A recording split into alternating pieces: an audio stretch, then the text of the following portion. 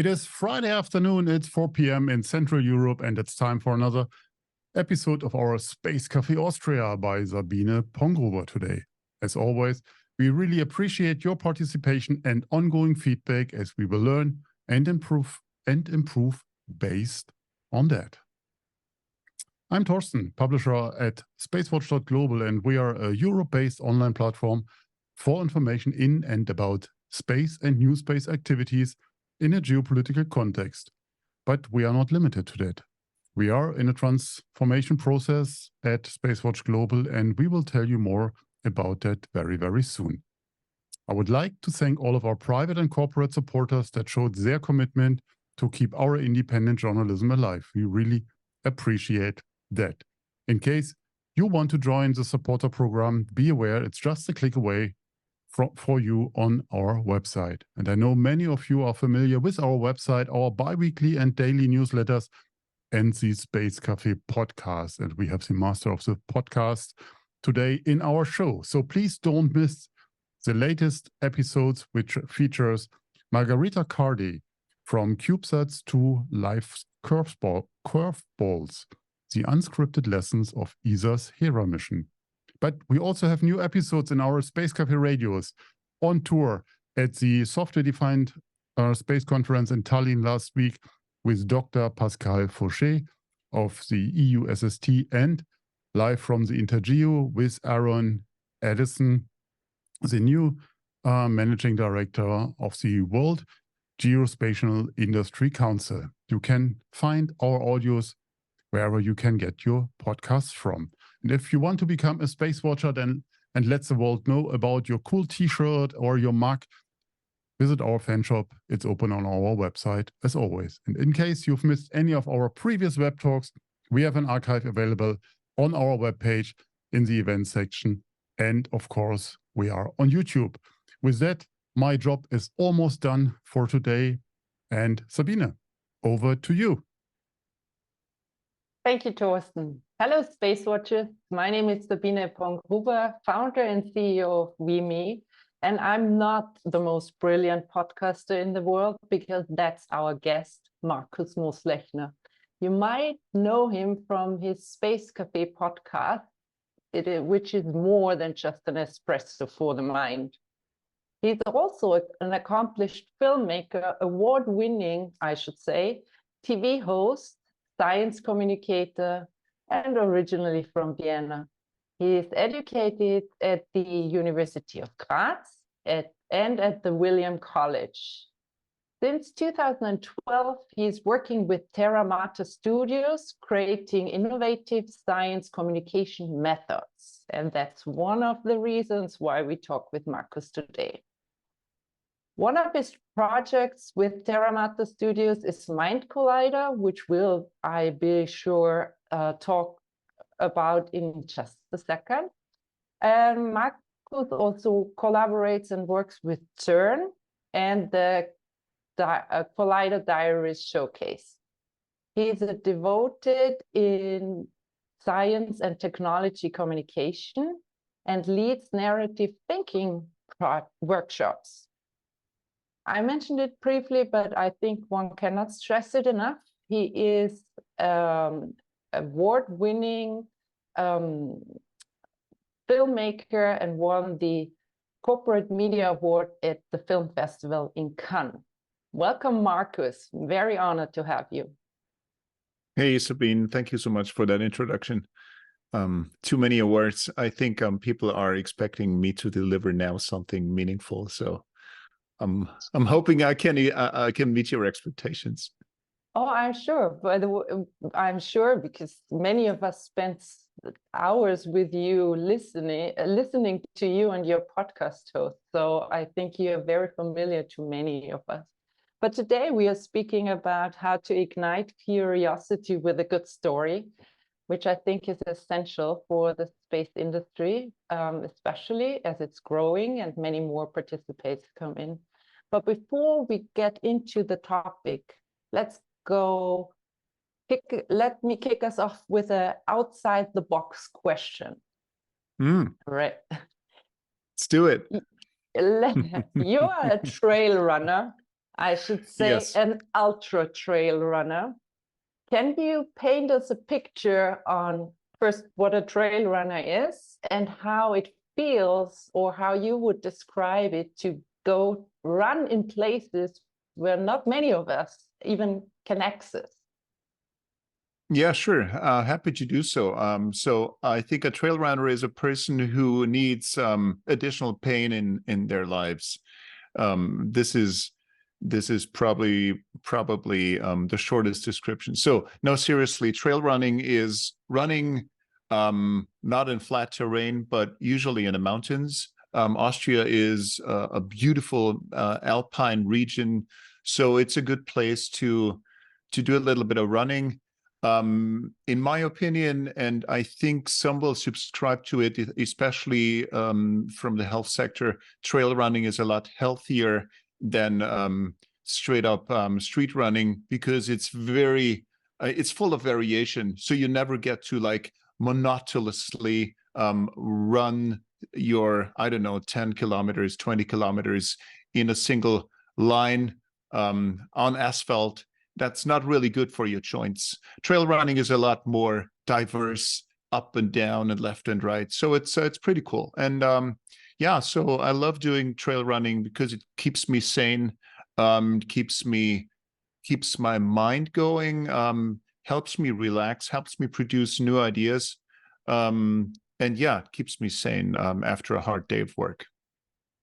Excellent. Well, I'm just thinking the trail runners are very crazy people, because being They a are. mountain, yeah, thank you. Because hiking up is already challenging, but running up, whew, Well, you not get my- used to it. You get used to it, and it's, as strange as it sounds, it's sometimes very relaxing to go into that flow and enjoy the environment, and then suddenly commit yourself into a flow where you suddenly generate novel ideas you've never thought of before. It's a very good way to tap into your subconscious, stop your rational mind for a moment, and tap into something new. Also, I love listening to podcasts myself, so I'm a huge podcast fan. So this is a good moment to listen to stuff to get into your mind. I'm not sure if I should ask now which ones, because we don't want to open up the gates for competition for SpaceWatch.Global, right? But there's lots of beautiful podcasts out there. But each and every, it's like with food, each and everyone has their personal diet. And so there's bazillions of podcasts out there. So I love many of them. So yeah, it's hard to like really say what is my favorite podcast. So because this is like up to very individual preferences, as you guys, I think, experiencing the same.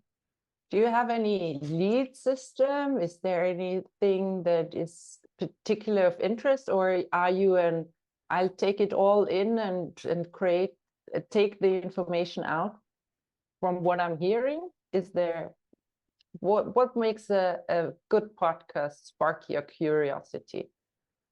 I think what sparks my curiosity is an authentic conversation without bells and whistles. So I'm not the type of person who would need much, again, bells and whistles of production around a podcast. I love a genuine, good human conversation, because this is something, in my opinion, that we're lacking in our world.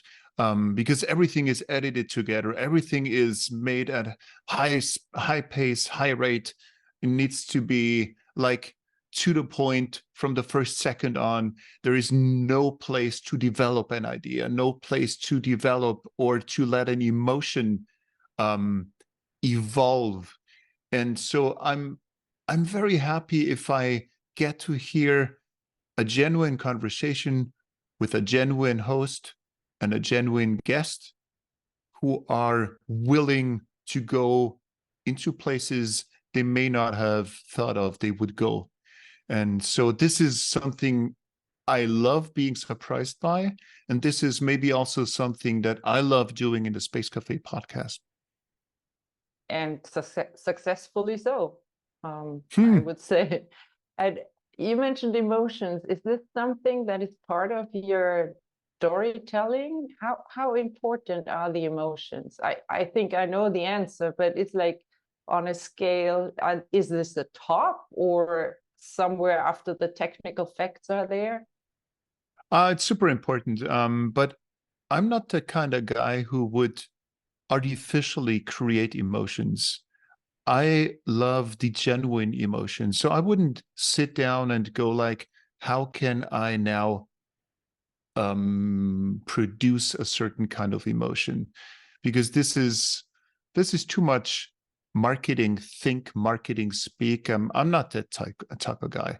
I love the genuine process. And so yes, emotion is super critical because emotion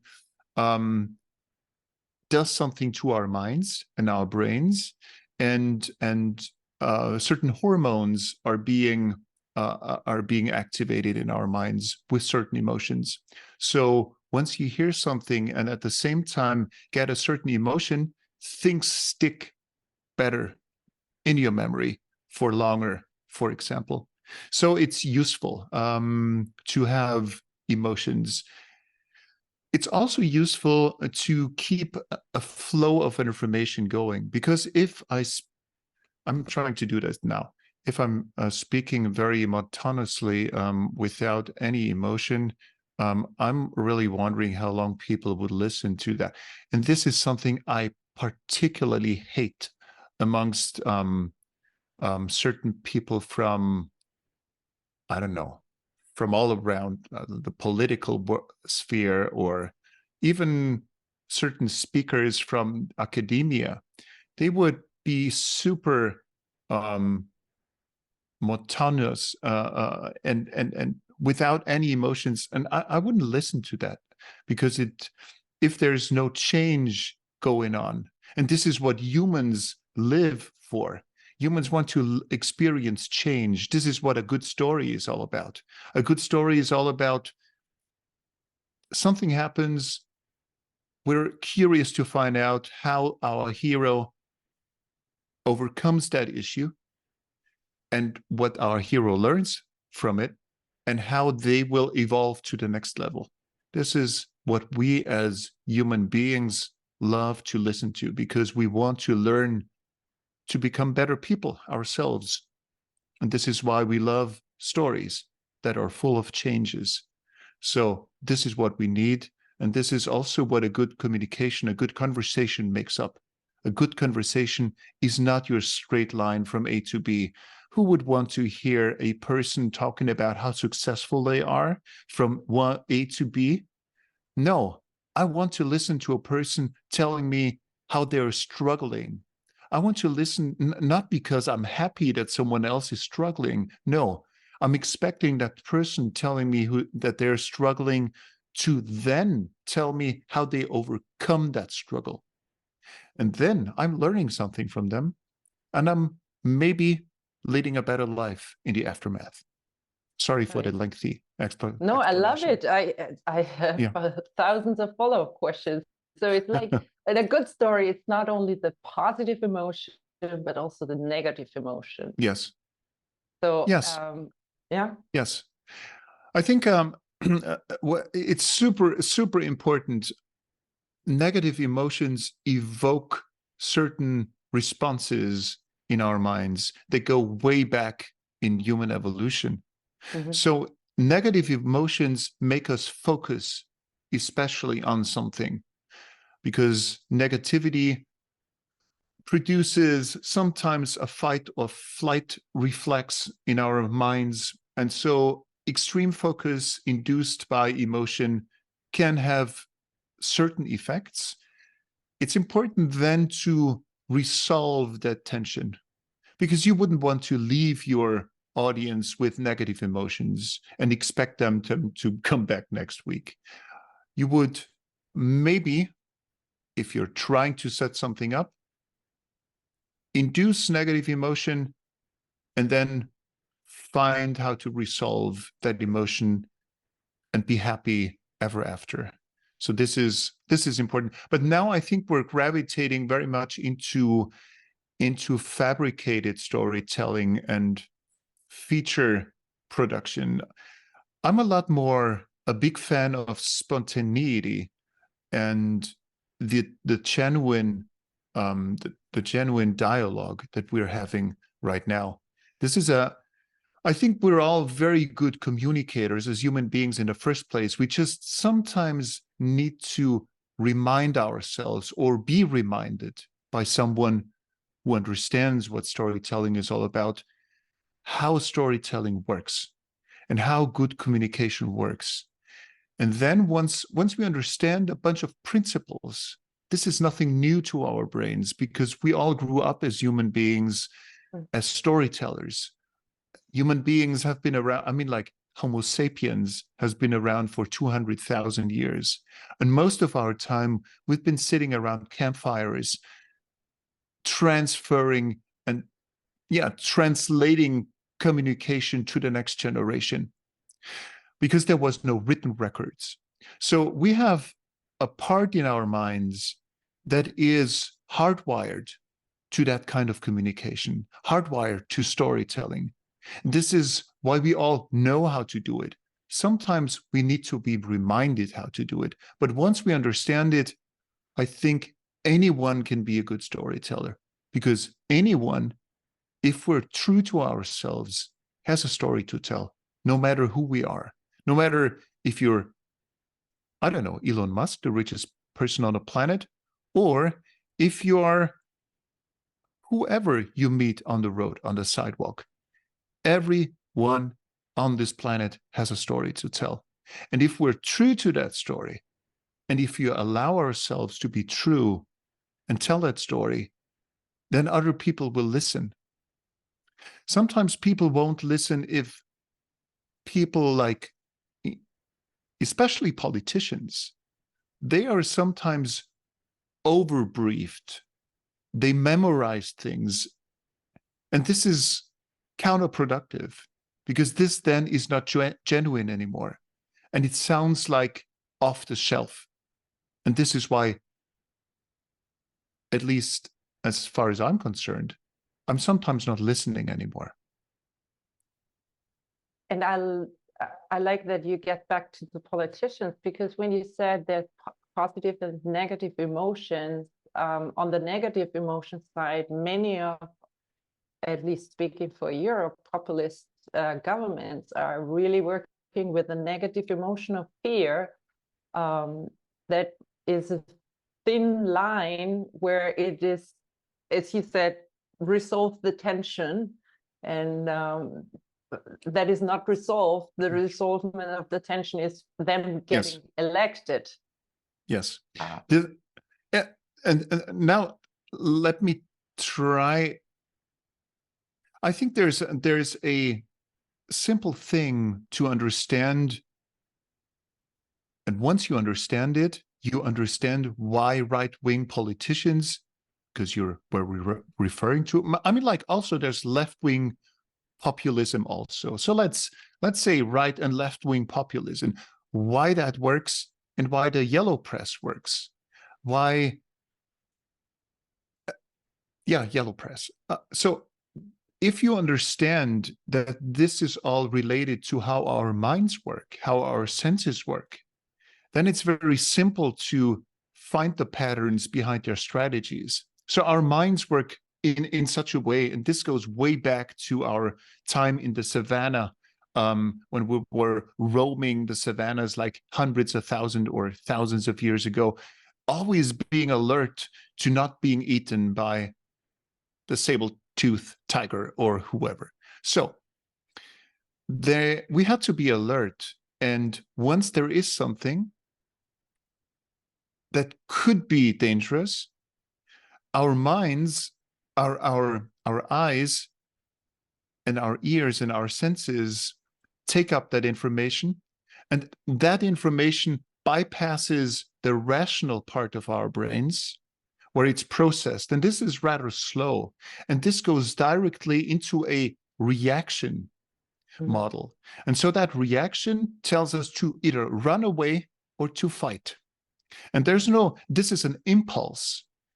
And we cannot help but reacting to that impulse. So if you are confronted with danger, you immediately will bypass your rational thinking unconsciously and induce a reaction to either be angry or get aggressive, but the main attention that we're producing is focus, extreme focus. So if someone tells me some populist whatever, this makes me extremely alert because it elicits danger or something on the horizon. So I'm listening. I cannot help but listen.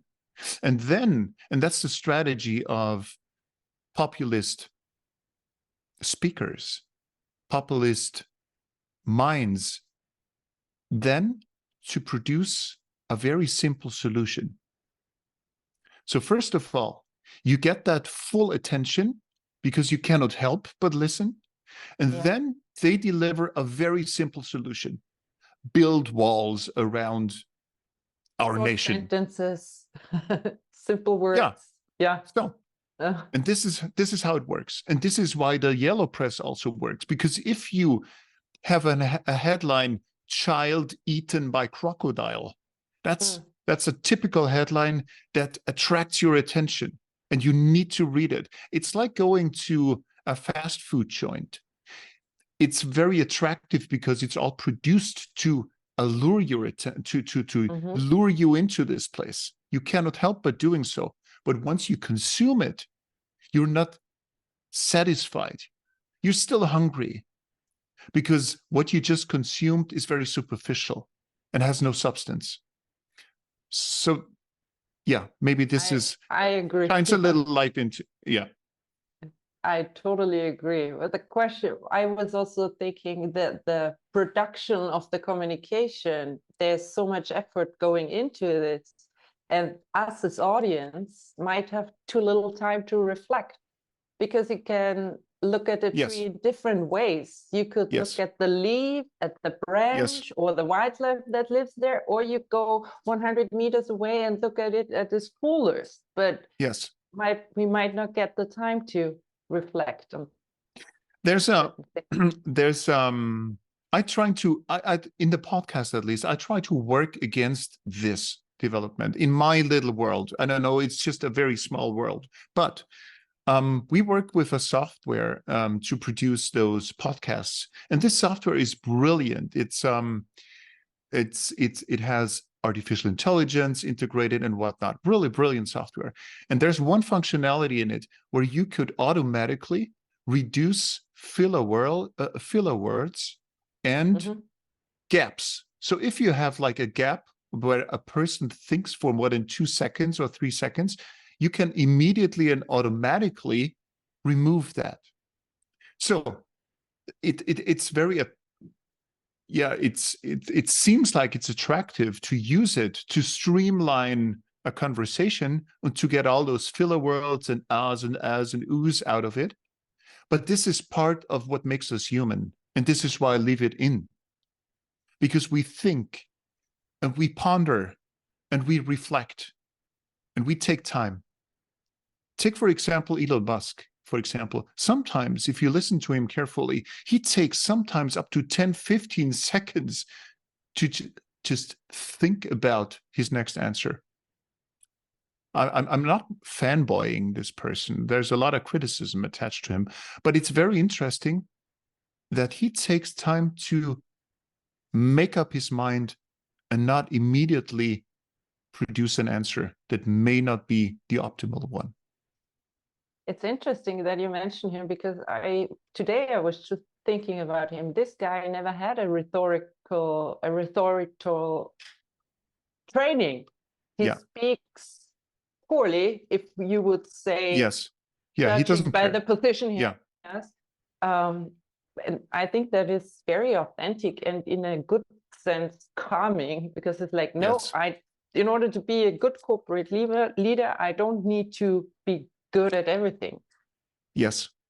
good or bad leader. Let's leave this open, but I appreciate this sometimes a little bumpy. Yes, absolutely.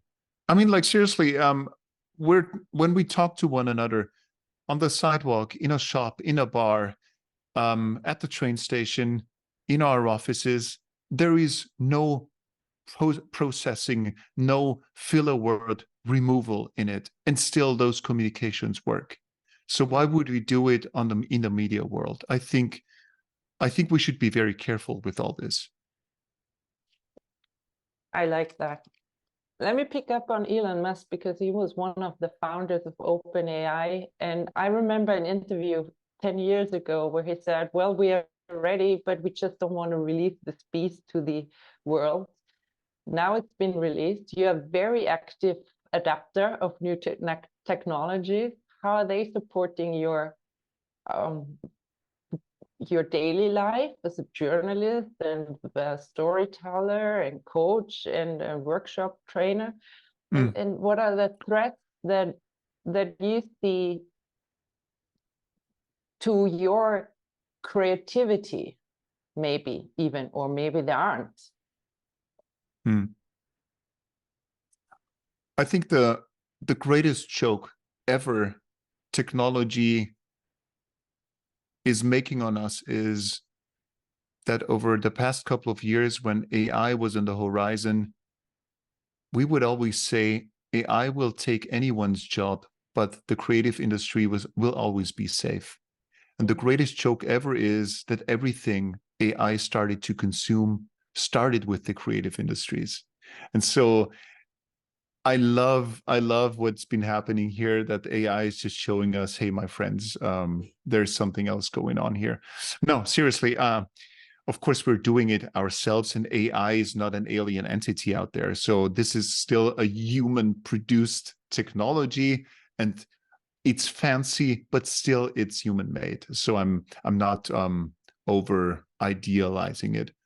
At the same time, I think we are at the precipice of a profound change of our society. And this is what's happening right now. This is maybe one of the greatest changes happening ever since, I don't know, maybe the printing press, the start of the Industrial Revolution. This is huge what's going on right now, because it's the rapid pace that this thing is happening at the moment is mind-blowing. I use ChatGPT on a daily basis now. And just yesterday, because too many people used it, there was a downtime, and my coworker next to me in the office said, hey, I can't work anymore because ChatGPT is down. And so that was a fun experience to have. And of course, we're maybe not too serious. You shouldn't take it too serious now. What we were saying, of course, we had other things to do in work, but I think we're gravitating into that direction, that we are becoming extremely dependent on that kind of technology. I mean, like, seriously, we are dependent on computers. We are dependent on cars. We are dependent on a good shower in the morning. So I think there is nothing fancy about being dependent to the next thing that's coming around. But now this next thing, and this is super interesting in my opinion, that's different now, because we are being confronted with an entity that's not just dead matter. It speaks back to us, and this is interesting. It helps us think. My car gets me from A to B, but ChatGPT helps me think and helps me improve upon my ideas. And that's new, that's novel. So I use it, if you ask me what I use it for. So I use it for, that's very simple, to proofread. If I write English texts, if I write German texts, I would always, before I send out an email, you would use it to proofread, because there's always something that you're missing. Commas mostly. in my world. But then, so this is the proofreading part. But then I would also use it to help me write better scripts, for example, as a filmmaker. So I would produce a basis, then I would go like, hey, what do you think about this? Give me an iteration on that. Does this fit the next paragraph? Give me an idea how to transition from here to there. Do you think this is a good journey from A to B, blah, blah, blah. So it's a sidekick. I use it also for social media. So to give me suggestions, how to optimize certain text for social media, for LinkedIn, for example. But the interesting part here is that I will always end up with something that I write myself. I will use ChatGPT to help me, but I will never use ChatGPT to write something all by itself and then post it online, because this never works for me, because I love my texts. I don't love my text, but I love writing. Yes. I love writing, and I love generating ideas, and I want to be involved in all this. And I think ChatGPT cannot do any better. It can give me ideas and hints into certain directions, but still the writer is still me. The author, that's me.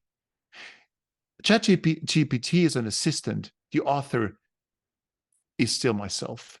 Maybe in the future this may change, but right now it's different. And I love this tandem.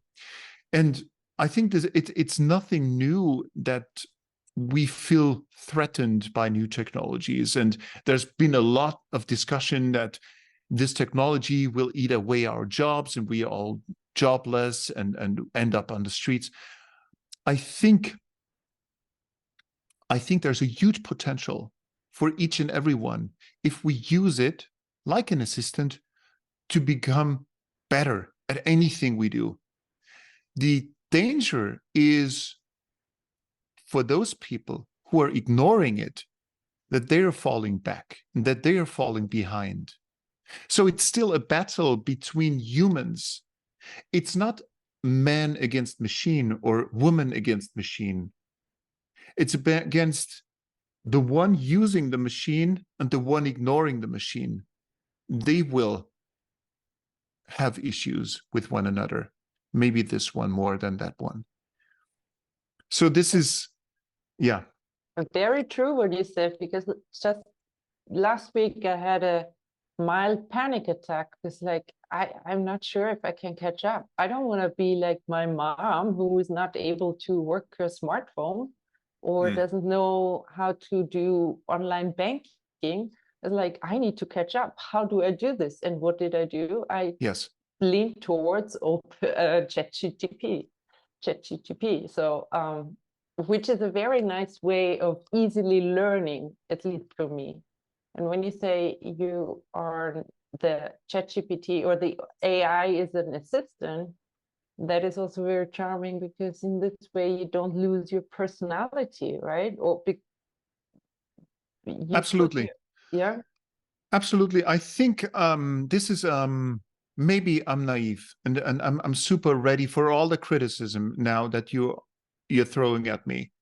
But I think if we make it through that filter as humanity, as society, this is a brilliant moment for us all, because artificial intelligence may be eating away things we do on a daily basis, but maybe we should get rid of those things in the first place anyways, because they just take away our time, then they are boring. And I mean, like commuting from A to B, that's killing time.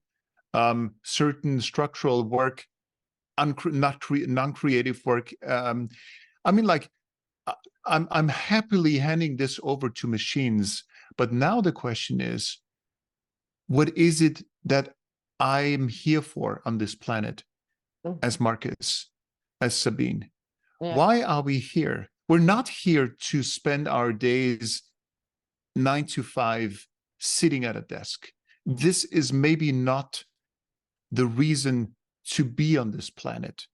We just fell into this habit of doing so because we've done it for many, many decades in our society, especially in the Western society. I'm not speaking against the 9 to 5 thing, but I'm speaking against doing mindless stuff from 9 to 5. I love sitting at my desk 9 to 5, writing scripts, being creative. But the mindless bit, that should go away. And that is good to go. That is good to go away. But then the question is, what are we here for? What is really the reason that I'm here and I exist? And this is a brilliant moment to reflect on ourselves as humans. Again, call me naive, but this is something I could imagine could alleviate society to a new level. And we are in a very luxurious position to be able to think about this, because our great-grandparents haven't had that luxury. We are living in a very decent time with a sort of good wealth and health. Yes. And now it's the first time in humankind, I think, that we can reflect, who am I and what's the value I'm bringing? And maybe the question is not, or the answer, the value answer is not the ones that our parents gave. Now we need to define ourselves differently, probably. And the cool thing, I totally agree, Sabine. The cool thing is, and this is maybe the tough part, we need to become better, a lot better at what we do. Because if we fall behind, machines can easily take over. But just like myself as a filmmaker, slowly but gradually, filmmaking will also be partly done by machines. It's already happening by Runway ML. In fact, it's a very rapid progress. So the question is, myself as a filmmaker, what is my future? The question, or the answer to it is, I will need to work very hard to make better and better and better films, because the average stuff and the low quality stuff, that can easily be done by machines. Easily. And it will be done by machines. Machines can now consume, or maybe next year, maybe in 2 years, learn everything about, I don't know, Star Trek, Star Wars, and whatnot, and produce the next 100 sequels. No problem. No problem in terms of storytelling. But what is it? What's the next story? Because this is on humans, because machines can only learn and imitate what's around. The creative part, the novelty, this is up to me. This is up to you. And that's our job, maybe. So that will be the hard part. But we need to sit down and make better and better products. Wow, this puts a lot of pressure on me. Yes. A lot. On all of us. On all of us. But maybe rightfully so. Well, I mean, like, who wouldn't want to watch better movies? Who wouldn't want to listen to better podcasts? Sometimes we're being very, especially some parts of the entertainment industry, we're becoming too complacent with what we're doing. We're being very formulaic in what we're doing. This formula has worked for this movie, so let's do it for that movie. I think this future, the future will not work in this way anymore. Formulaic production will have its niche, maybe. But but I think this can very easily get boring. And the novelty is up to you and me and all the creators out there and anyone who's listening, because anyone in their job will need to ask themselves, where's my part in all of this? What can machines do? Where can they support me? And what is it that only I can do? And once I find that out, what only I can do. I think this is a great learning for my life, because it gives me value. It gives value to my life because it makes me unique.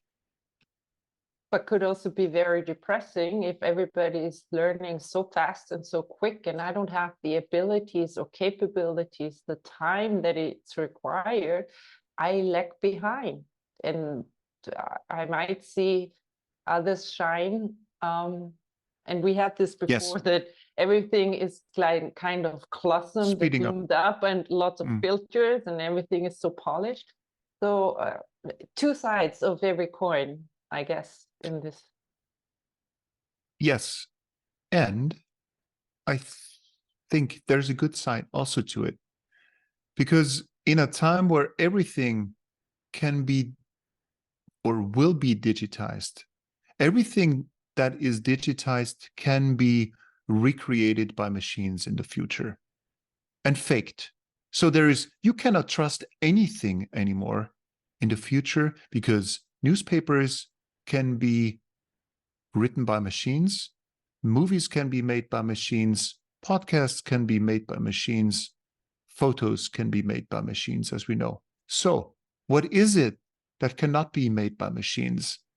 And I think as long as we do not have the ocular implants that make us see our peer during a conversation, an analog conversation, our dialogue partner in a different way, as long as we don't have those implants, I think what's still down to earth and not replicable by machines is a good human conversation on the street, with a friend, on the marketplace, in a bar.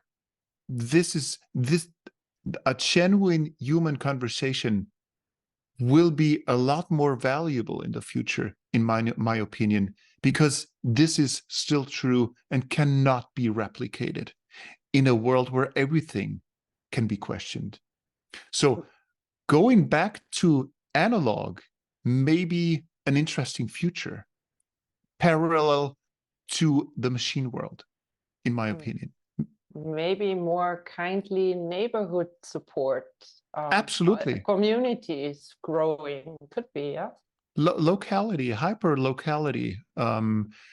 Maybe we will see village structures bloom in the future, because now everything over the past decades, everything spawned into globalized structures. But maybe now we can put something on top of this, and this is the hyper local, where we get to rediscover what generations before ourselves already had, that intimate local conversation. I'm not glorifying the past, but there's... Please, it stank and it was not very hygiene. Yeah, it wasn't. Yeah. But still, a good human conversation is something that can heal in a time of destructive social media bubbles. Are you thinking of Marshall Rosenberg, nonviolent communication, who is trying to heal conflict through very particular communication that doesn't allow any harshness in the way you express yourself? I know. It's my personal opinion. I'm not a big fan of suppressing emotions. I know I totally understand what you're trying to get at, but I think removing emotions and not allowing things to be expressed is maybe the other extreme. I'm now wondering what kind of driver you are. If I'm the co-pilot, I'm not a fan of suppressing emotions, so while driving. Yeah, I'm in fact a very boring driver, because my wife keeps telling me, because sometimes when in the car, we fall into a deep conversation about something, the more I think, the more I forget about driving, and the slower I go on the highway. And so my wife would tell me now and then, hey, stop thinking we're on the highway, go, go, go. We're going too slow. Okay, good. So you are the one. Yes, that's me. That's me. So if you Good find on a slow driver, that's me. Good on you. It's much safer than anything else. Yeah. Do you mind if I go back a little bit, because we said, or you said that in the future we might not be able to distinguish with what has been produced by machines and what is being produced by people, and that kind of falls in the bucket of misinformation a little bit. And as you are active with CERN, I remember before it was built, there was a lot of discussion on, at least in the product community, oh, if they build this, they're gonna open a black hole and the entire world will collapse. We already established that the past solutions cannot work for current problems, but in terms of communication and storytelling, how did they come up with the idea that the black hole will be created? And then how did CERN build up the trust and support from the communities? And so the black hole idea was in fact a brilliant coincidence for CERN. And they didn't initiate all this. This came from I don't know, the community debate. But it was a brilliant moment in terms of drawing attention to the project.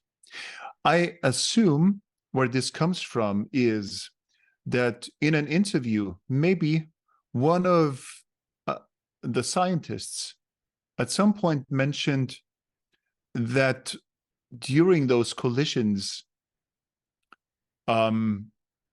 microscopic black holes could be produced, and this would be something of interest for the research community.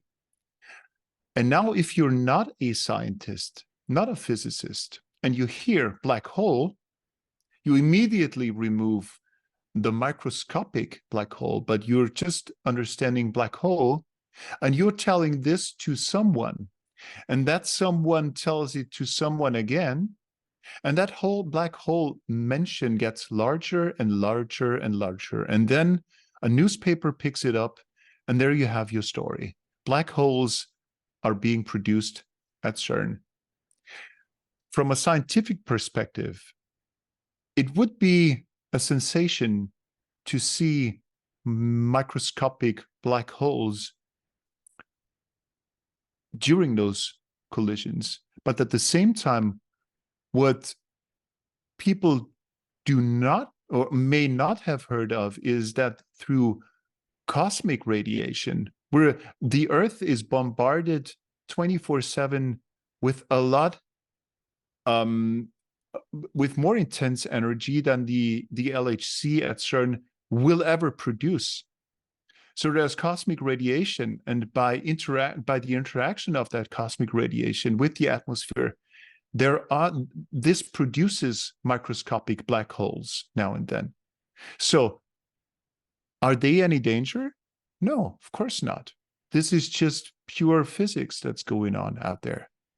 And the same may be of interest at the Large Hadron Collider, at the LHC. So from a scientific perspective, it's something very natural and something that we would be interested to find. But if you're lacking context and you're not a scientist, you only hear black hole, you have the science fiction stories in your background, and there you have your story. And then there you have your catastrophe that some media are expecting to see to distribute. The fear button. Yes, it's the fear button. Yeah, of course. And so I think it was a lucky break for CERN that this happened, because then CERN had all the attention. Mm. So bad press is good press? This was, in fact, not really. It was bad press that turned into very good press, yeah, in my opinion. But it's not the recipe for success, right? You don't No. for companies in general. No, absolutely.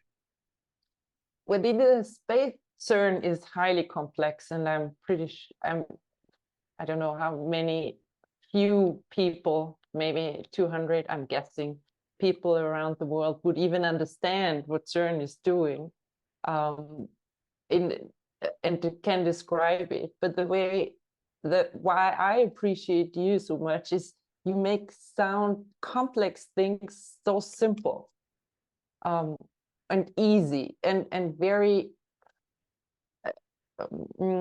I can grasp the sense and the concept of the highly complex thing.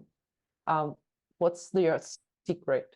Because we all in the space industry have complex topics, and I think that would be a benefit if we would be able to simplify, though without making it too simple to make it sound stupid. Wow, that's a very tricky question. Very tricky. I think what this is maybe just how my mind works. When I'm being confronted with something, but maybe everyone's mind works like this. When I'm confronted being something, I want to put it into a certain drawer. I want to shelf it in my mind in places I have knowledge of. And so if I'm confronted with something novel, and I think this is how our mind works in the first place, or Aristotle told us to, because this is the original idea, comes from Aristotle, how science works, and that we're compartmentalizing knowledge to make it digestible. So whenever I'm being confronted with something strange, I try to find analogies that come close and that try to describe that strange thing. And as a storyteller, I weave this analogy together with that strange thing. So it's sort of a moment of translation that's happening. But I think maybe it's not a secret sauce. Maybe this is just how my mind works. That immediately, if you give me something I do not understand, and that's most of the world, I see an analogy, I see an image that may come close to it or not. Then I will go back again and try a different route. But I immediately can see analogies that work together. And maybe this helps now and then to come across in a low threshold manner. Because this is also super important to me in terms of science communication. To me, good science communication starts with not talking about science at all. That's super critical. Why is that? Most of our audiences have no understanding, including myself, of most of the science out there. Not even scientists from one department understand their peers next door. Everything is extremely specialized. So I think in order to build bridges for proper communication, I think we need to make multiple steps back from that world of science or from whatever we are trying to communicate. And suddenly, if we're making those steps back, we are finding ourselves as human beings and not as scientists or communicators or podcasters or filmmakers or carpenters anymore. We're just human beings. And this is where good communication starts, because now you and I can initiate a dialogue because we are both human beings. And you, as a human being, if I'm taking you seriously and you take me seriously, we will exchange ideas, exchange whatever. Mhm. But then at some point, you will tell me that you are a particle scientist. And I'm like, hey, interesting, tell me more. And the same holds true for every other discipline. But we need to start on that human level side of things. I think this is critical. And once we understand that, it's very easy to communicate with whoever you want to communicate with, because you have an understanding and a trust-building moment that you are human beings. And this is what we share, no matter who we are, no matter our rank, no matter our, I don't know, influence.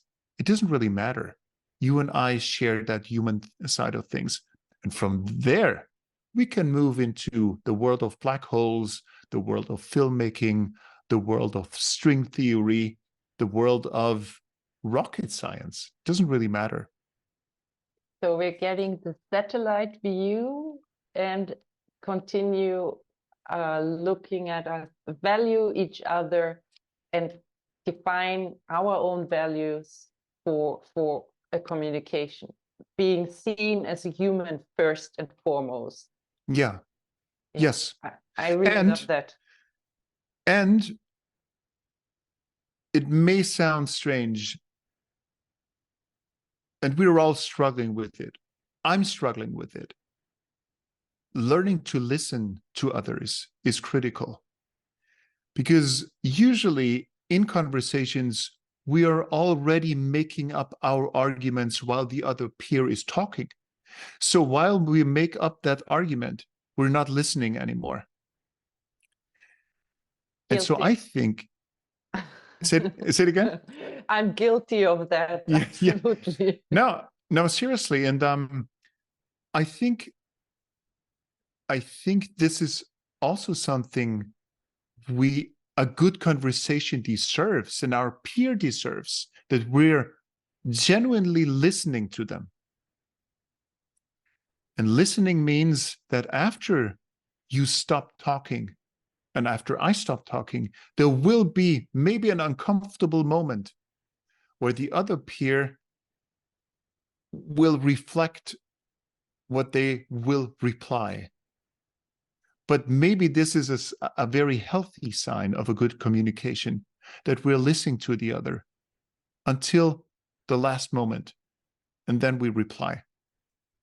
I heard, maybe it's not true, maybe some of you out there, or you, Sabine, know the Japanese culture, but I heard from the Japanese culture that this is one of the traits that some people in the culture, or maybe everyone, so I'm just babbling here.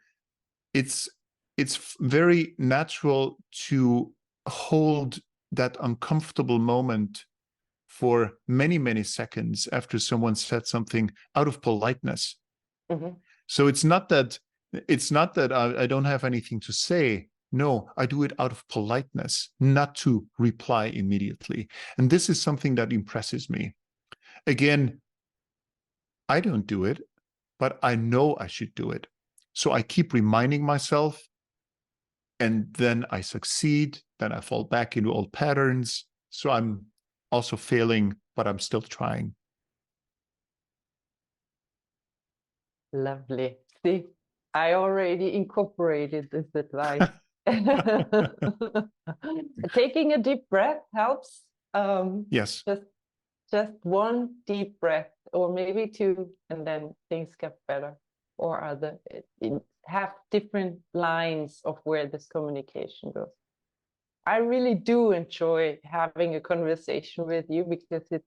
Thank you. I don't know why you're a storyteller. I think you should also be a philosopher. Because your mind is so full of information, and I think we could go on and on, but unfortunately we only have a little bit of time left. So if you don't mind, I would wrap it up real quick with two questions.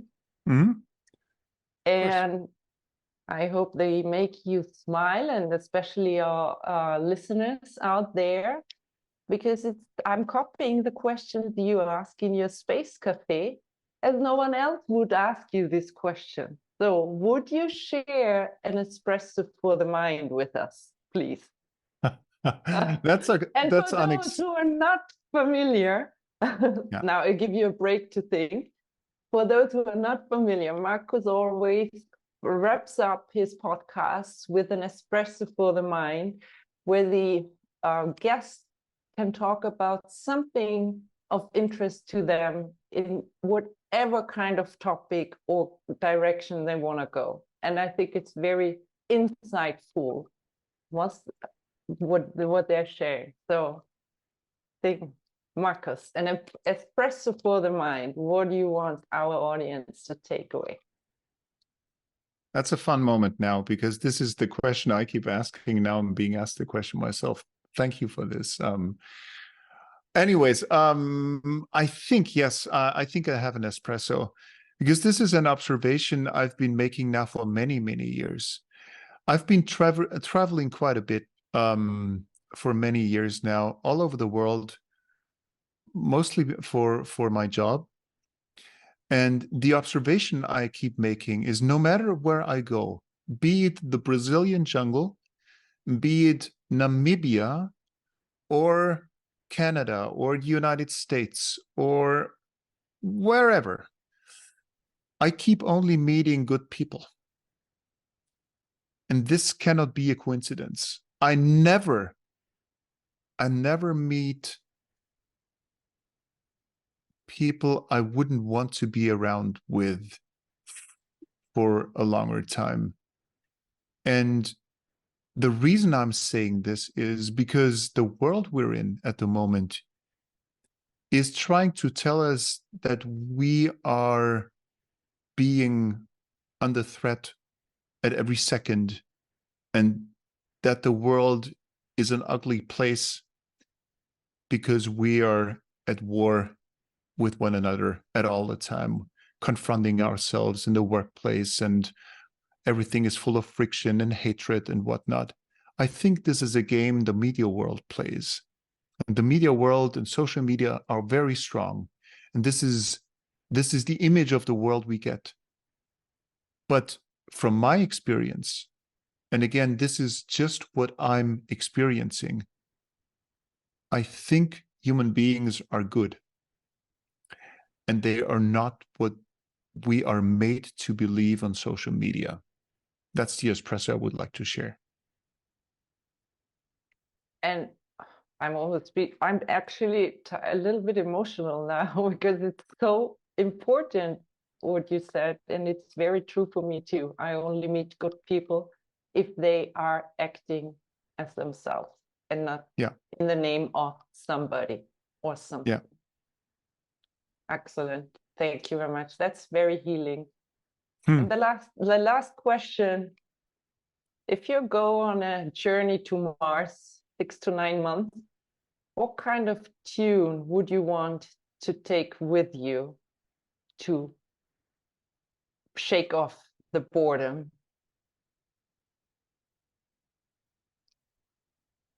Okay.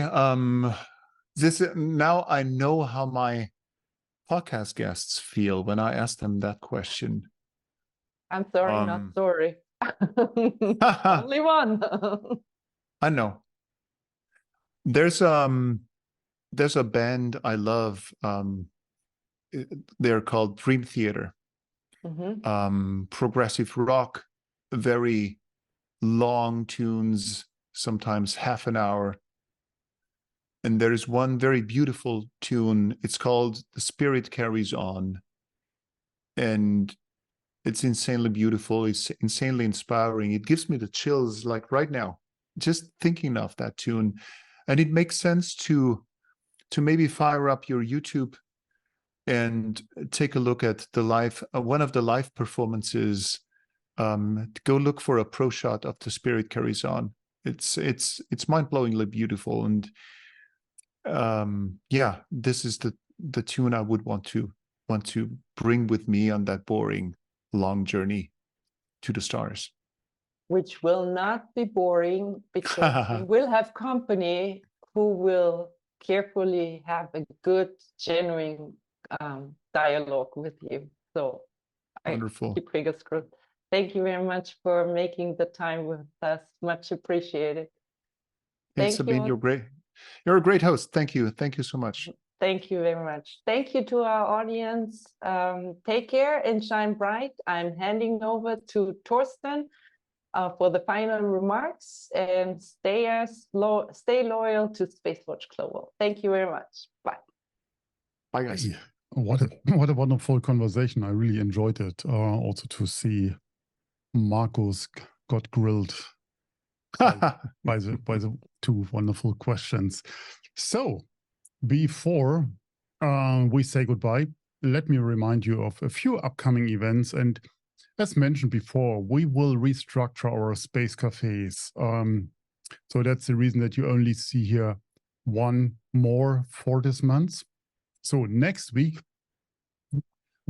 I will be in Bremen at the Space Tech Expo, report from there, moderate a few panels, and do some videos from there on the 17th. So next Friday, we have our next Space Cafe Benelux with Heike Ponjant. And on the 12th to 14th of December, that's what we see right now, we will be in Vienna. So, yes, and we will be at the World Space Forum at the United Nations Office for Outer Space Affairs in the Vienna. Uno City.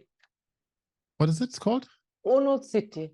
Uno City, but Vic has it's Vienna International City, so or Vienna Conference Center, whatever. So we will be around there. So, but as always, I can't say all our events because it's only one event. The event is online on Eventbrite. As always, we would like to hear your feedback. So please check in with us on Twitter, on Facebook, or on LinkedIn. Don't forget to sign up to our daily or bi-weekly newsletters. And if you like to treat yourself with something special, become a Space Watcher today. Your support will need us. And it's will help us, and it's very needed. So thank you very much for your interest today. And thank you, Markus, for this inspiring chat and being our guest here also on the other side this time. And Sabine, great job. Thank you very much. I hope you all will stay safe and stay healthy. So, and we hope to see you next week. In the meantime, visit our website or follow us on social media. And don't forget to become a Space Watcher. Thank you very much. Bye.